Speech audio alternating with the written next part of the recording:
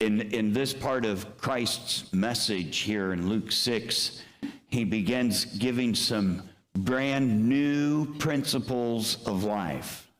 Now, they may not be new today, but they were certainly new then, and they were shocking because the principles that he began teaching here, they went against every societal norm of that day. Every bit of what man thinks is normal, these principles went against that. But these principles are also the salvation of society. Now, they are still shocking today because our cultural norms still go against these principles. And still, these principles would be the salvation of our society today. By the way, I'll just throw this out there. Now that the election's over with, my mailbox has gotten a lot less full. And I'm not getting 3 or 4 texts from some unknown number every day. Don't you love it?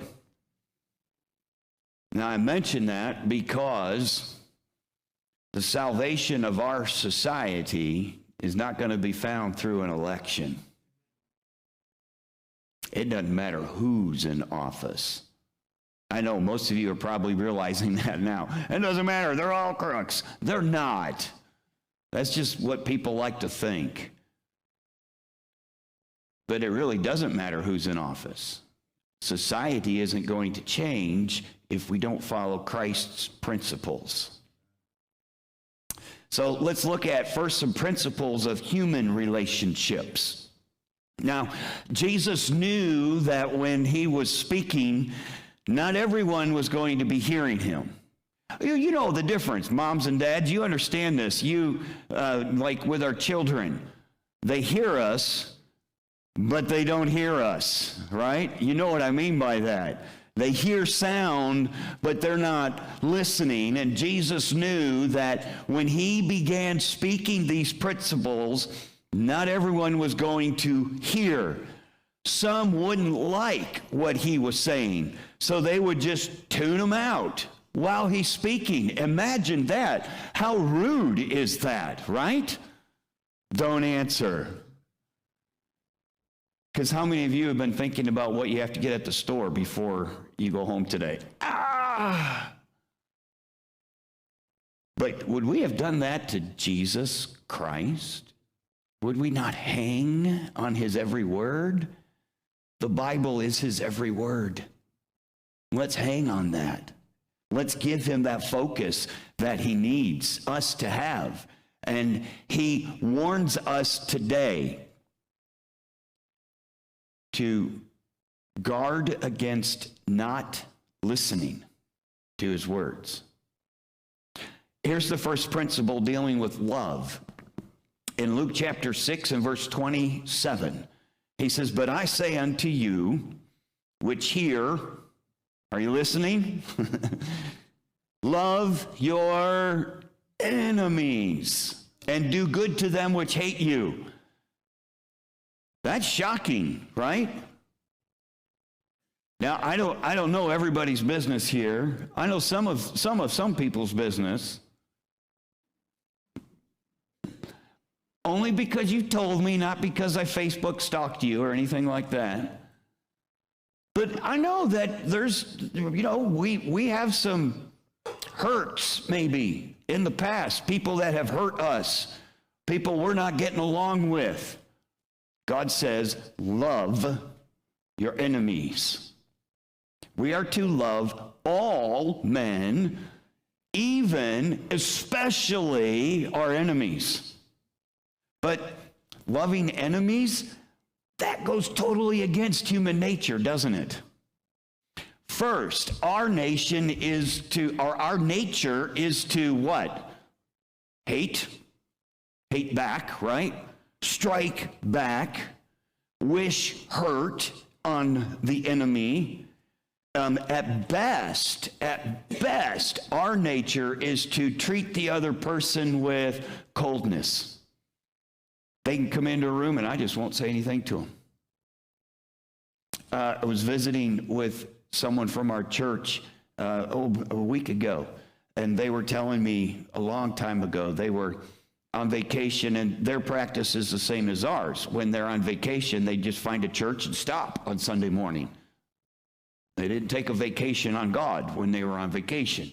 And this one church they stopped in, they were telling me, when we walked in, half the church is sitting on this side, half on that side, and none of them crossed the center aisle to talk to each other.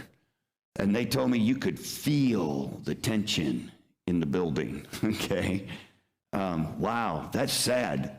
But that's our nature. And one thing that a believer can have for enemies is, for a believer to have for enemies, is mercy and compassion. Now, usually the enemy, the one that mistreated us, misspoke to us, did us wrong, however you want to say it, they don't deserve. That's why they call it mercy. We can choose, as believers, we can choose forgiveness in mercy and compassion. And as a believer, if we don't do this, then we have gained nothing from the Spirit of Christ that rests on us as believers. Listen to what Jesus said in verse 36 of chapter 6. Be ye therefore merciful, as your Father also is merciful. God is merciful. Jesus is merciful. We have Christ's Spirit in us. We've gained nothing from it if we are not merciful. Now, here's the second thing. He says to do good. As we look on, do good to them which hate you. Put yourself in the context here. The Jews were enslaved people, conquered and hated by the Romans. And Jesus was saying, do good to them. This doing good is actually action. It's not just words, but actually actions that reaches out to them to try to help them. It actually searches for ways to do good. We'll send an email out from the church on the prayer mail, and you find out someone, needs help with this or they need that, and people flock in. I love that. Bringing meals, just gift cards, all different ways to help a person in our church family that's in need. But what this is teaching us is we should actually identify those people in our lives that would be qualified as enemies that did us wrong, and not just wait for a prayer mail to come to our inbox so we can do something nice for them. Okay? So I'm sorry, I have to pick on someone today. And I got a volunteer in the back. Ray raised his hand. All right, Ray. So Ray did me wrong last week. He inconvenienced me. He frustrated me. He insulted me. Whatever it is that people do to you. So that means this week and all of last week and all of this week, I need to be Facebook stalking Ray to find out how I might be a blessing to him. That's what God is saying here. We need to be looking for ways to love our enemies and to do good to them. Romans 12:20, it says, therefore, if thine enemy hunger, feed him. If he thirst, give him drink. For in so doing, thou shalt heap coals of fire on his head. Proverbs 25:21. If thine enemy be hungry, give him bread to eat. And if he be thirsty, give him water to drink. So, third thing that Christ is teaching here in verse 28 is to bless people. All right, now let's consider that. Verse 28, he then says, bless them that curse you, Pray for them which despitefully use you. When someone speaks to you in a way that is not kind, or it's mean, mean-spirited, or subtly mean, or sarcastic, or rude, or at least you think it was, what do? Give it back, right? In an equally sarcastic, subtle, or rude way. No, but that's not what Christ is saying here. We speak softly. 1 Peter 3:9, it says this, not rendering evil for evil or railing for railing, but contrariwise, blessing for the evil, knowing that ye are thereunto called, that ye should inherit a blessing. God is calling us to not give sarcasm for sarcasm, insult for insult, innuendo for innuendo. He's saying to speak softly, to bless people. Here's number 4. Christ said to pray for others. Oh, and if you're my enemy, I pray for you. Oh, do I pray for you? Yep. You might want to attach a lightning rod to the roof of your car when you go outside. No, I'm just kidding.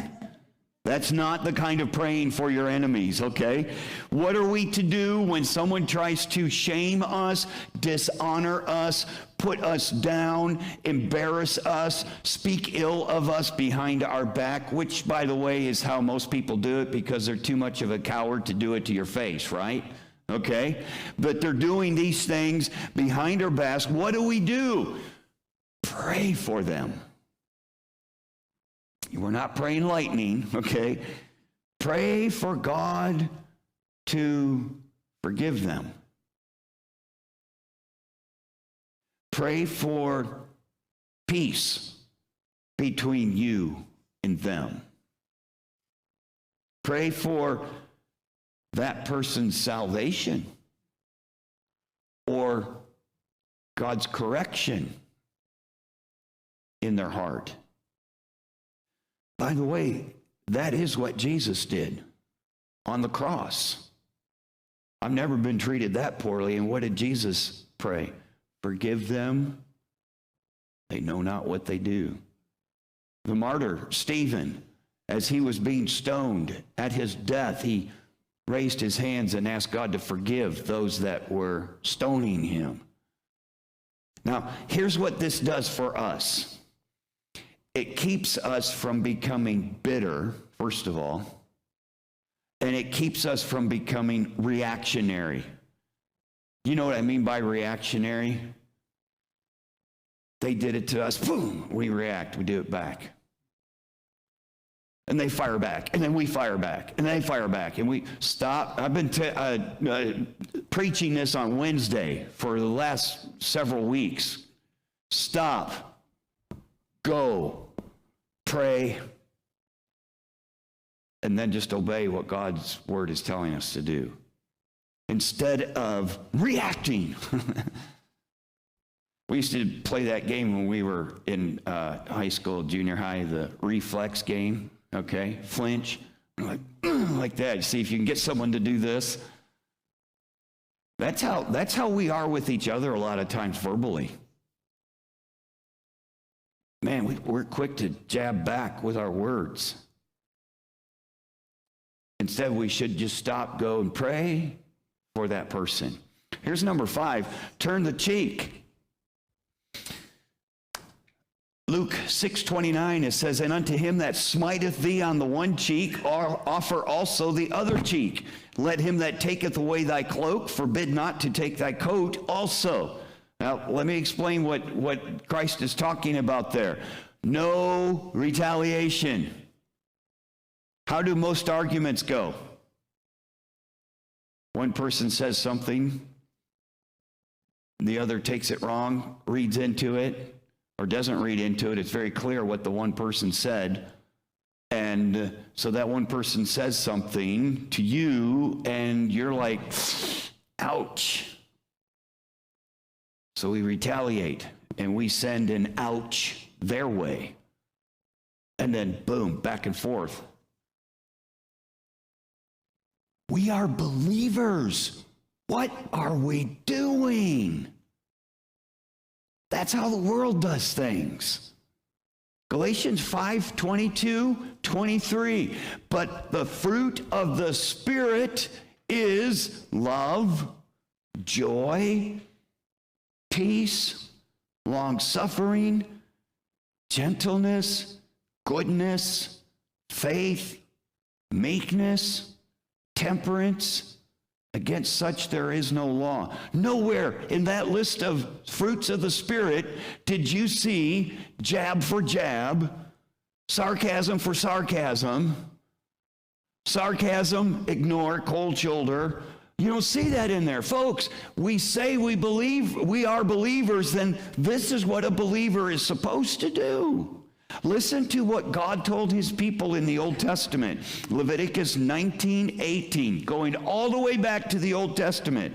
Thou shalt not avenge, nor bear any grudge against the children of thy people, but thou shalt love thy neighbor as thyself. I am the Lord. If there's anyone in here this morning that has a grudge against anyone else, you need to do something with that this morning. In 1 John 1:9, God tells us what to do with it. Confess it. I have a grudge. I have sinned against God with my grudge. Just confess it. What happens when you do? God says, I forgive, and I will cleanse you from that unrighteousness. Now, let's move past the Sunday school mentality thinking of this. Yes, that's right. That's what we should do.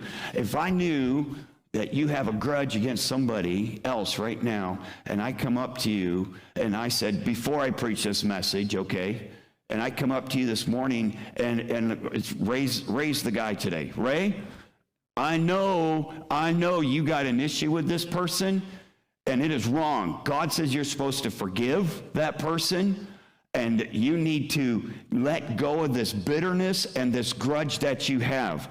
Now, what might you be tempted to say if you were Ray?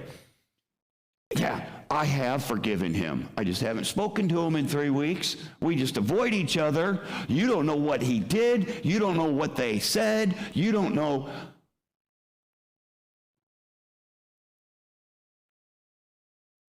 God said, don't bear a grudge against your own people. Folks, you may have a family member that I don't know about that you haven't spoken to in a long time because of something they did. That's a grudge. Proverbs says in Proverbs 24:29, say not, I will do so to him as he hath done to me. I will render to the man according to his work. God says, don't do that. Don't do tit for tat back and forth. As believers, we need to rise to the surface and demonstrate God. And what did God do for us? Forgave. No grudges, showed mercy, compassion. In fact, he does good to us.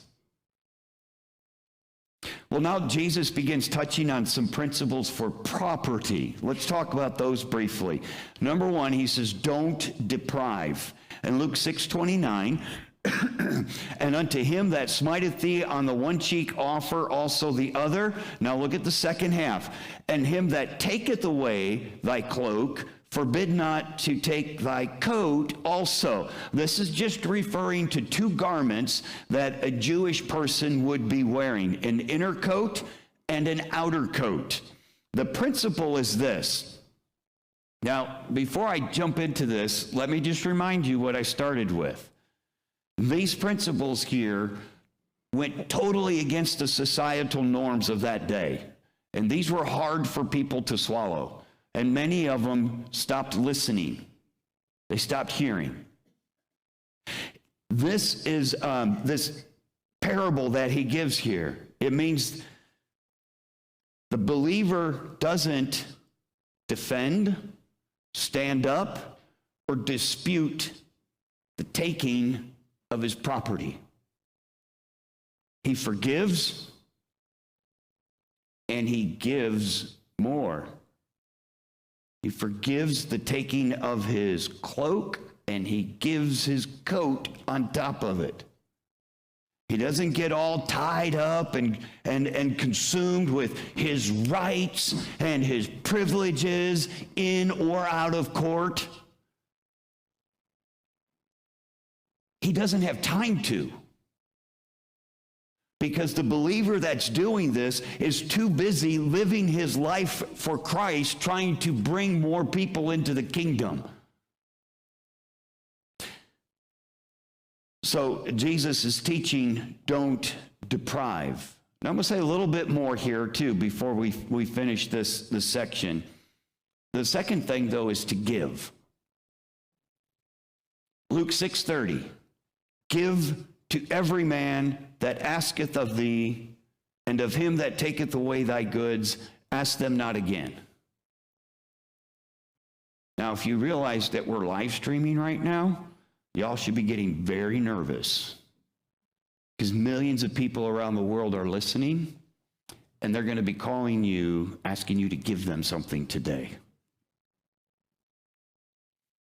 What this is teaching, for those of you live streaming and maybe thinking of this, is help those that have a need. The Bible does not say to just give without discretion. You're walking down the street, or you drive up to an intersection, and there's a panhandler right there, okay? And he's got his cardboard sign, and his backpack is propped up against the door to the liquor store. Probably not a need existing there, okay? Or his backpack is propped up against the door to a liquor store next to a help wanted sign, okay? Probably not a need there. God is not saying just give money to anybody who wants it, to give everything to everybody. We must use discretion. Psalm 112 in verse 5 puts it this way. I'll have you just go ahead and look at that sometime. It teaches the idea of using discretion in our giving. We have to keep in mind here that Jesus is turning everything upside down by going to the attitude behind the actions. You remember what he did in the first part of the Sermon on the Mount? Have you ever committed adultery? Jesus said, oh, hold on a minute. I know that's a 10th commandment, but then Jesus flipped it around. Past the action is, if you ever looked at someone with lust in your heart, you've committed adultery already in your heart. See, this is what he's doing here in the New Testament. He's moving past those outward actions that anybody can fake, and he's going to the heart, the attitude. Behind the actions, we are to have a readiness to give when a need is present. Galatians 6 and verse 10, it says, as we have therefore opportunity, let us do good unto all men, especially unto them who are of the household of faith. So the believer is to go to work, and I think we looked at this last week, Ephesians 4:28. The believer is to work, have a job, go to work for two reasons is what God gives us in the Word. To meet our own necessities and to have enough to help those in need. Now, Jesus kind of moves on to something very familiar to most of the world, I think, would understand this, the golden rule. Heard of that before? Do unto others as you would have them do unto you, right? Here's the verse, Luke 6:31. Jesus actually taught this. And as you would that men should do to you, do ye also to them likewise. Do unto others as you would have them to do unto you. This is a principle that should govern all behavior. And then Jesus moves on to self-denial. Now, he presents a very logical argument here for why a believer should live as God says to. The things that he's just taught us here this morning. as a believer, why should I do that? He lays it out for us here. Look with me in verse 32 of Luke 6. For if ye love them which love you, you remember what he started with? He said love, okay, love our enemies. If you love them which love you, what thank have ye? Sinners also love those that love them. Verse 33, and if you do good, that was another thing he said, do good. Do good to them which do good to you. What thank have ye? For sinners also do even the same. And if ye lend to them of whom ye hope to receive, what thank have ye? For sinners also lend to sinners to receive as much again. Here's what he says about sinners in those 3 verses, okay? Sinners love those who love them. They do good to those that do good to them. Sinners do good to those that do the same likewise. And they lend to secure favor or some gain from the person they're lending to. That's what he's just identified about what Jesus is calling sinners here, this group of people. They love those that love them, do good to those that do good to them, and they lend to those that they can get something back from. Here's what Christ did. We'll take them in order. Love. Christ died for the ungodly.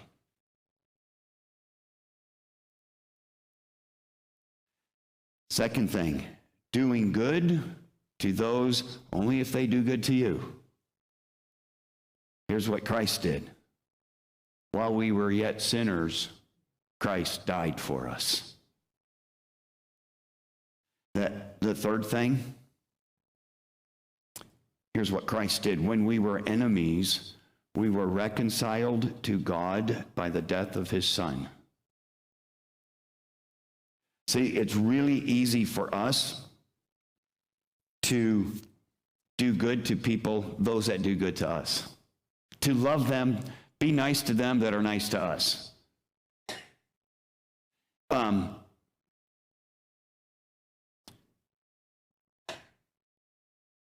Lend whatever that looks like for you to someone that we hope to gain favor from.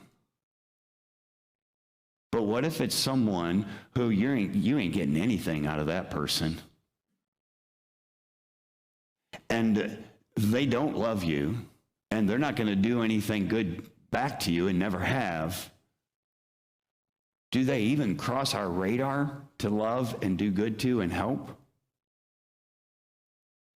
See, that person that I just described, that's us.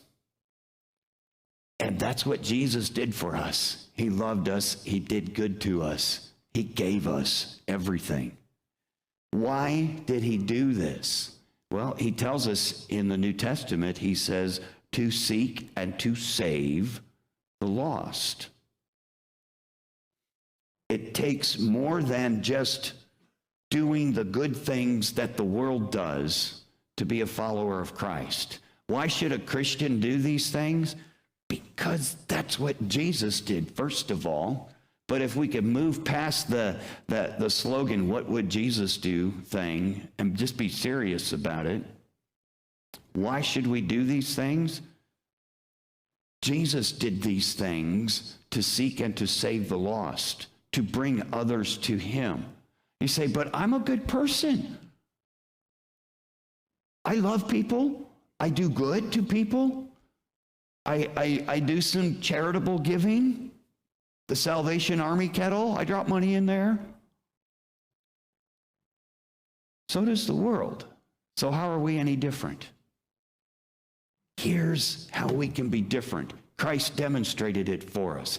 Love your enemies. Do good to your enemies. That takes self-denial.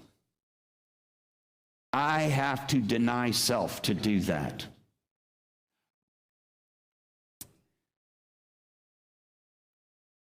And we have to do that for the sake of reaching lost people for Christ.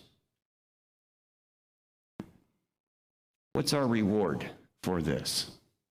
Luke 6:35, Jesus tells us, but love ye your enemies, and do good, and lend, hoping for nothing in return, and your reward shall be great. And ye shall be the children of the highest, for he is kind unto the unthankful and to the evil. Verse 36, be ye therefore merciful, as your Father also is merciful. This passage says that we will receive a great reward. I don't know what it is. I don't know how many dollars it will be, or if it will be dollars, but there will be a reward. Suffer loss here on this earth for Christ? Yes. But our reward for obeying Christ is great. Now, if God uses the word great, it's got to be bigger than your great, I'm thinking. Titus 3:7, it says that being justified by his grace, we should be made heirs according to the hope of eternal life. Are you in anybody's will? Have you ever been in anybody's will? Like a rich uncle or something like that? Don't answer the question. Okay. The camera is panning the room right now, looking for people to raise their hands.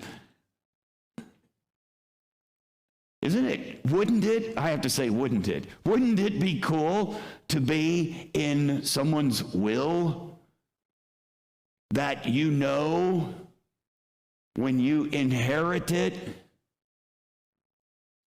you're set for life? I'm talking that kind of a person, okay? That kind of a person that has so much money that if they dropped $1 million out of their pocket, they wouldn't even realize it that night when they went to bed. That kind of a will.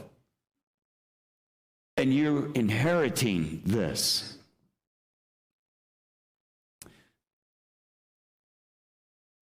Titus 3:7, we should be made heirs according to the hope of eternal life. We're one of God's children as a believer.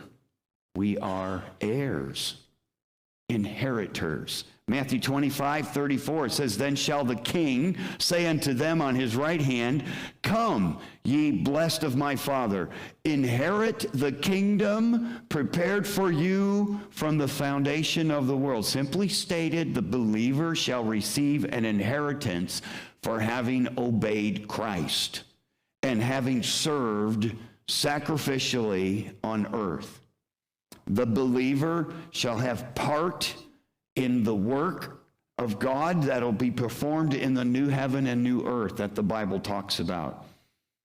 A work that will go on for all eternity. But look at verse 37 and 38 with me of Luke 6. Judge not, and ye shall not be judged. Condemn not, and ye shall not be condemned. Forgive, and ye shall be forgiven. Give, and it shall be given unto you. Good measure, pressed down, shaken together, running over, shall men give into your bosom. For with the same measure that ye mete withal, it shall be measured to you again. This is not just saying that if I give someone $10 or $20, I'm going to get $20 back. Well, more. What an investment plan, right? Hey, by the way, side note here, those of you that think it's fun and it's entertaining to buy lottery tickets and play the video games, okay? You know, let's say every time you play, I know once in a while you win. Ooh, I won $5. You spent 100. I figured out a way to cheat the system. You win $5 for every 100 that you spend. I figured out a way to guarantee that you will win $50 for every 100 that you spend. Give me 100 and I'll give you 50 back. Wow! How do you like those odds? Hundreds of % better right there. Boom, just give it to me. I promise I'll give you 60 back, okay? And let's just do that every week. How about that? God isn't saying that type of precise, you give me 10, I'll give you 20 back. That's not what God is saying here. It's the promise of reciprocal behavior. I don't know, the world would call it karma. Okay? You do good to people and it'll come back to you. Actually, it's a godly principle here. We will, the law of sowing and reaping, we will get back what we have given. If you give judgment, you're going to get judgment back. Give condemnation, that's what you're going to get back. Give forgiveness, that's what you're going to get back. Giving to people, that's what you're going to get back. If you're focused on getting from people, that's what people are going to be focused on with you. We receive what we give. That's the principle here. So, as believers, how are you treating your enemies? Loving them, doing good to them, and keep in mind, we've ended this kind of straying away from how it started. Enemies. All this stuff at the end, in context, needs to be focused on those that are enemies, we have grudges with, we just stay away from each other, we don't talk anymore. Change that today. Call them. Invite them out for coffee. It's a lot harder for someone to start yelling and screaming at you when you're sitting in LP. Okay? Just saying. Go to a public place. Whatever. Just start being like Christ.